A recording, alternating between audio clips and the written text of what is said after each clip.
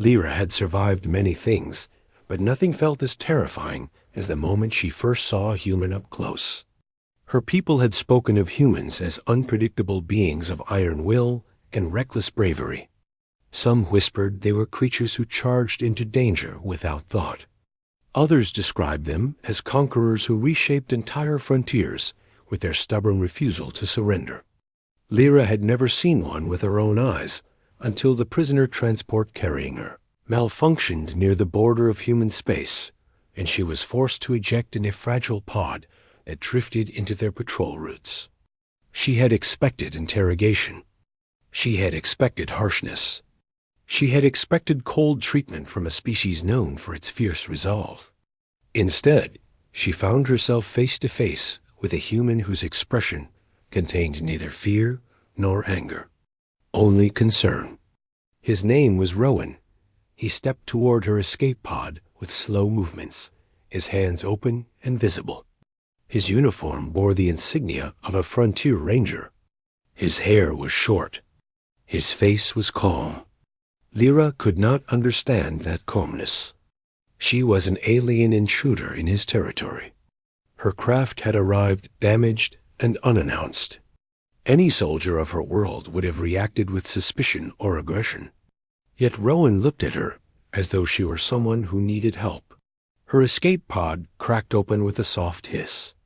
The air around her held the chill of deep space. Lyra shivered. Rowan removed his jacket and placed it over her shoulders without hesitation. She flinched, surprised by the warmth of the fabric, even more surprised by the warmth of his gesture. He spoke gently.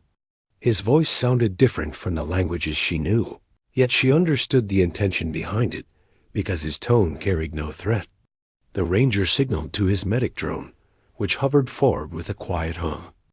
Lyra allowed it to scan her. She had no strength to fight. Her energy reserves had collapsed during the last hours of drifting. If Rowan wished to harm her, he did not need to pretend kindness first. But Rowan did not harm her. He offered water. He offered warmth. He offered safety. He escorted her back to his ship and treated her as a guest, not a captive. Lyra had been raised to anticipate coldness from outsiders, yet this human had greeted her with warmth. It was confusing, alarming, comforting, a mix she could not process.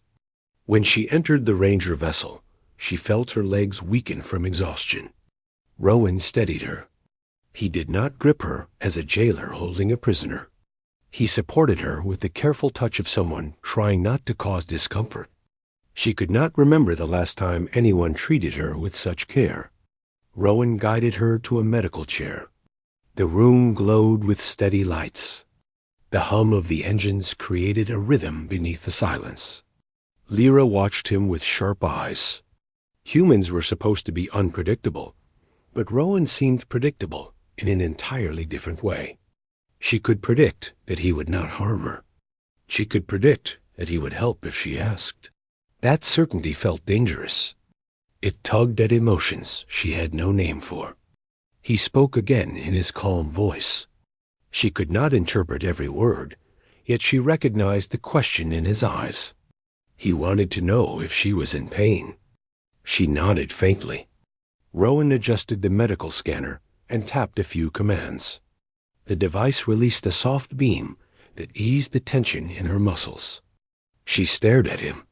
She did not know why he cared so much. As the hours passed, Rowan gathered details about her situation through gestures and simple translated phrases. She explained that she had been traveling alone on a diplomatic mission when her shuttle malfunctioned. She had launched her escape pod before the reactor collapsed. She had drifted, unable to call for rescue, until Rowan's patrol detected her pod's distress pulse. When she finished her explanation, Rowan gave a reassuring nod. He spoke gently, telling her that she was safe aboard his vessel. She did not need to fear anything. They would contact her people once she recovered her strength. Lyra did not know how to respond. In her culture, kindness was a rare gift. Trust was earned through long trials. Yet Rowan offered trust freely. It unsettled her in a way that felt strangely pleasant. She wrapped Rowan's jacket closer around herself, as though it would shield her from her own confusion.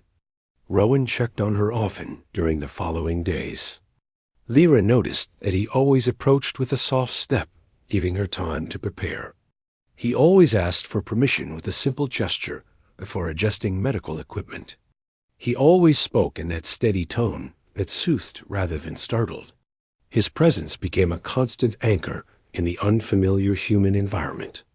At night, when the ship dimmed its lights to simulate rest cycles, Lyra lay awake and stared at the ceiling, wondering who Rowan was beneath the uniform. Why did he choose compassion when he had no obligation to show it? Her world valued strength above all else, yet Rowan possessed a different kind of strength, a strength that was patient and warm. One morning, Rowan brought her a tray of food suitable for her biology. Lyra had never seen a human prepare a meal for an alien. She tasted the dish cautiously. The flavor was mild but pleasant. Rowan watched her reaction with hopeful anticipation, as though he wanted to be sure she liked it. She nodded. His smile was small but bright. It was that smile that confused her most. It carried sincerity. No hidden motive. No calculation. Only simple warmth. She had met many leaders and diplomats. She had met warriors trained in the art of deception. Rowan stood apart from them. He gained trust not through authority or force, but through kindness that could not be faked. As days passed into a week, Lyra regained her strength. She began walking around the ship with Rowan as her guide. He showed her the observation deck, where stars drifted like silver dust.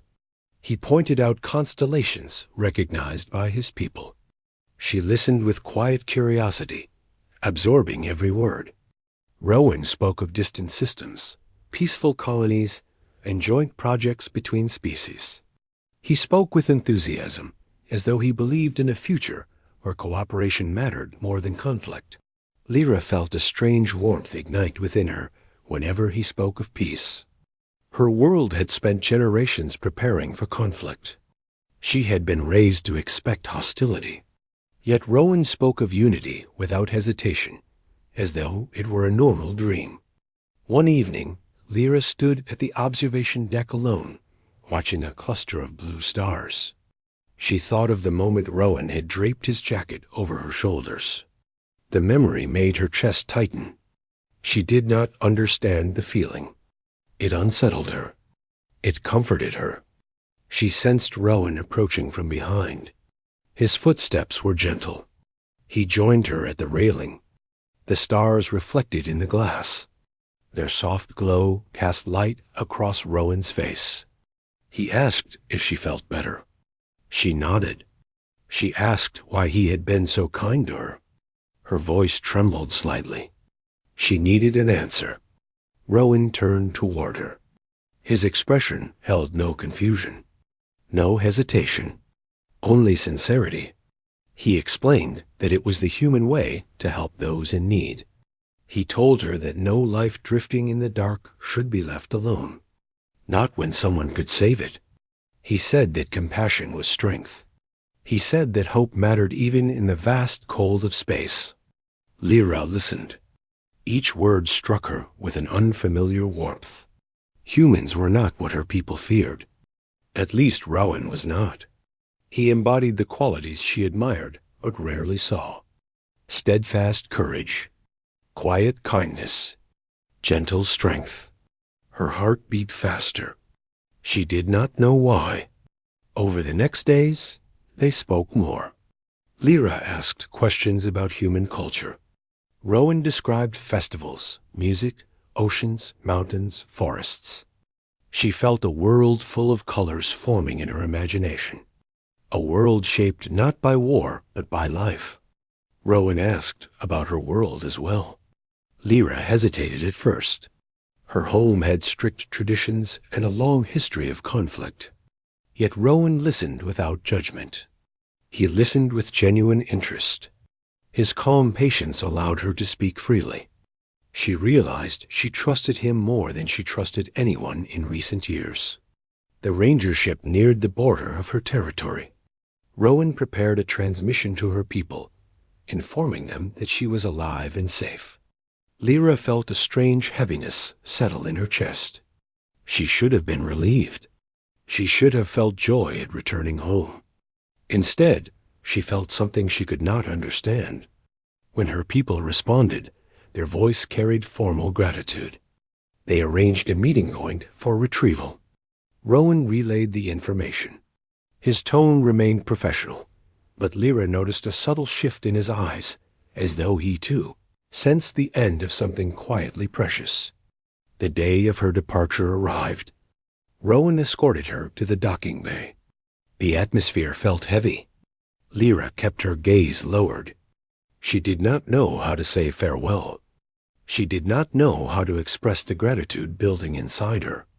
Gratitude so large, she feared speaking it aloud would fracture her composure. Rowan stopped near the airlock. He looked at her with a gentle expression. He said her people would be glad she had survived. He said he hoped her journey home would be peaceful. He said she would always be welcome if she ever returned. Lyra lifted her gaze. She searched his eyes for something she feared losing. Rowan had saved her life. He had shown her compassion she never expected. He had changed how she saw humans. More than that, he had changed how she saw herself. She stepped closer. Her voice trembled. She told him that she had expected cruelty. She had expected coldness. She had expected interrogation and suspicion. Instead, she found warmth. She found safety. She found a human whose kindness reshaped her entire understanding of the world. Rowan smiled softly.